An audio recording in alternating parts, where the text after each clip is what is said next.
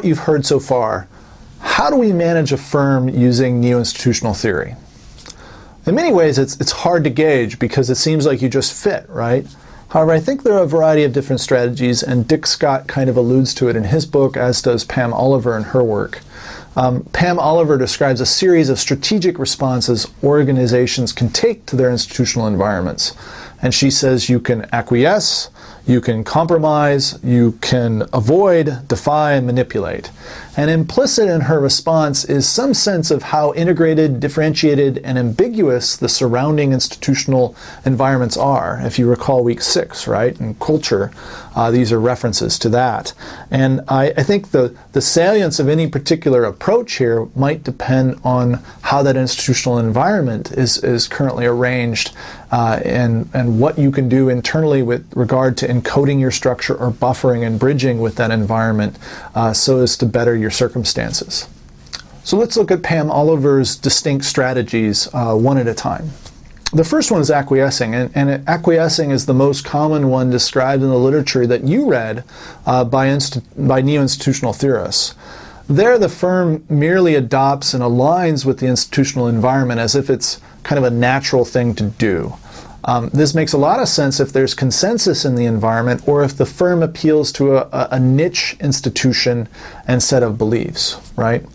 The second kind of strategy is to compromise, and compromising is different and it entails balancing differentiated demands and negotiating with institutional representatives, right? So this typically occurs in conflicted and differentiated institutional environments where one must play off one perspective off the other, right?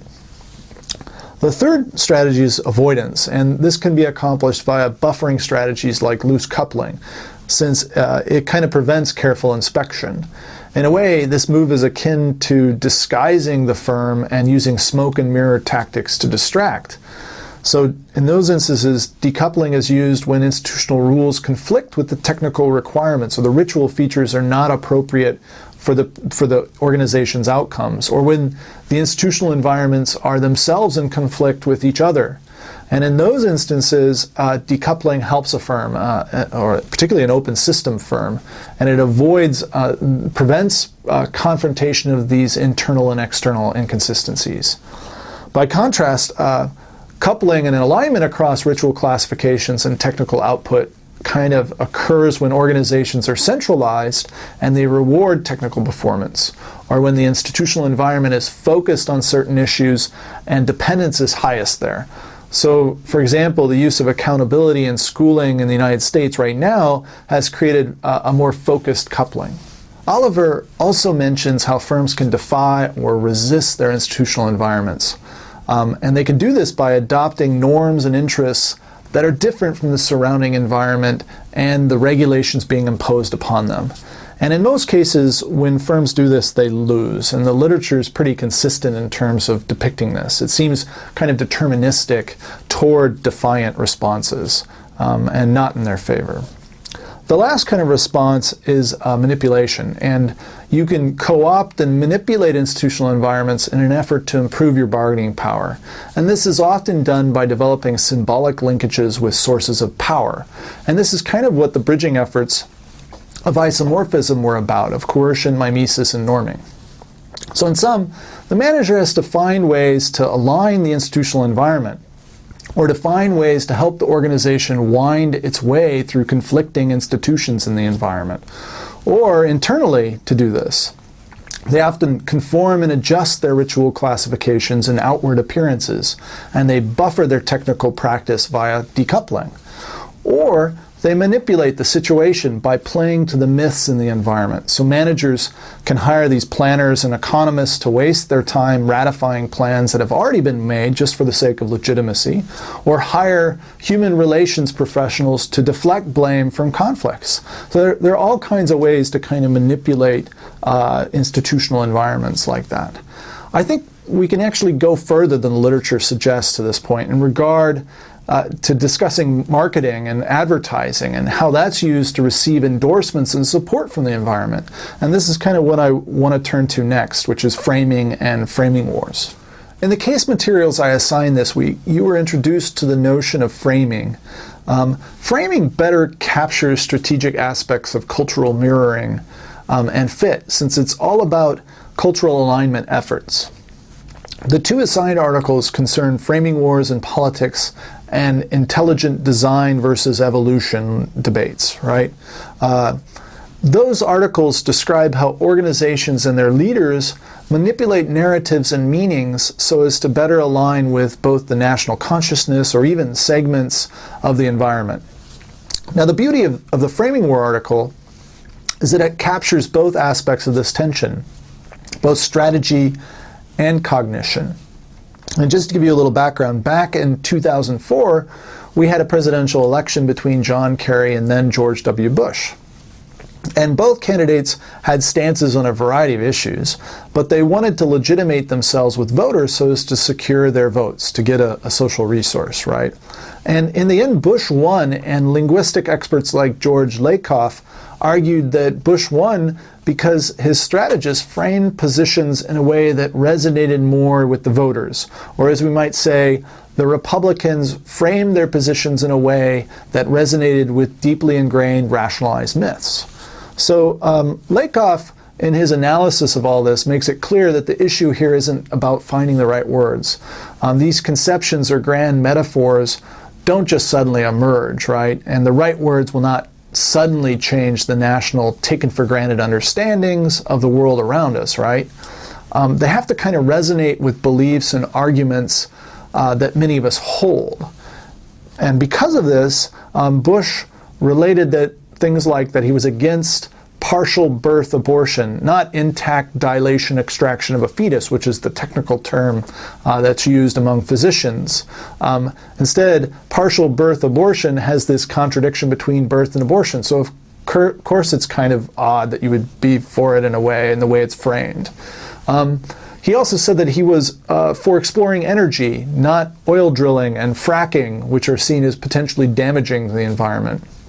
And that he was for tax relief, not tax cuts for the rich, which can be seen as unfair, right? So by reframing their policies in ways that make them appeal to deeply held beliefs and resonate with them, even if they're inaccurate, kind of seem to work, right? Now, the Democrats have gotten wise since this, and they have their own framings, of course, like tax cuts for the rich is one statement, or the Wall Street bailout is another, and on it goes. There are these framings of issues that try to resonate with deeply held, rationalized myths and beliefs that exist in the institutional environments. Another example of this can be found in the perennial debates about what to teach in our schools in the United States. And given the nation was partially formed on puritanical immigrants, there are subsections of the population that are fundamentalist Christians, right? And they sometimes take a literal view of the Bible and regard evolutionary theory as lacking and as an affront to their beliefs. And they'd much rather see creationism be taught in schools, where the Bible says the universe is, 3,000 years old. Now, what's interesting about this controversy is how, again, framing plays a part. Here again, the religious right has successfully found ways to frame their arguments such that they resonate more fully in the environment. In fact, the most common refrain in this debate is teach the controversy, right? Given education and science rest on teaching and exploring evidence through debate, the pressure to teach the controversy seems appealing on its surface. It seems rational, right? It's just that evolutionary scholars and biologists and most educated people think that there is no controversy to begin with. So the use of wording to resonate with held rational myths serves to undermine the efforts of rational agents like professors, universities, natural science fields, and medical professionals. So in some ways, this is a way in which defiant use of rationalized myths can counter rationalized agents in society. Now, whether it holds for very long, it's doubtful, but it's interesting nonetheless. Now, what I'm trying to suggest here is that we can use rhetoric to manipulate opinions and to secure social resources from the environment. We just need to find interesting ways to appeal to rational myths. Neo-institutional theory, like any theory, isn't perfect and it's prone to critique. And most readers regard neo-institutional theory as describing over-socialized and passive human actors because it's always about matching or mirroring and it seems kind of deterministic. In this model, parochial and power interests are slighted by neo-institutional theory. What matters is the external environment and mirroring those rational myths. And many argue that neo-institutional theory has gone too far in the direction of cognition and shared understandings of modernity, thereby trivializing power in politics. I think the framing literature provides a potential means forward and a potential means around these critiques, but it's currently empirically underdeveloped, right? It's qualitative in many regards. And some criticize the neo-institutional approach mostly as a theory that affords negative evidence in support of itself. And by this, critics mean that the neo-institutional theory mostly identifies weaknesses in other theories instead of revealing direct evidence for its own claims. But I think this is actually harder in practice than it is theory. To demonstrate the actual diffusion of cognitive scripts and conceptual frames, these grand metaphors, is a lot easier to do ex post and through proxies than through ex ante kind of prediction or the direct measurement of institutional variables. The theory has this intuitive appeal to us, and we can identify cases where diffusion and isomorphism occur, but it's hard to distinguish processes of normative and mimetic isomorphism and to identify the features being homogenized, right? So neo-institutional theory is one of the most vibrant theories of organizational analysis, but it's also one that needs further empirical development before it has kind of this mass appeal, I think.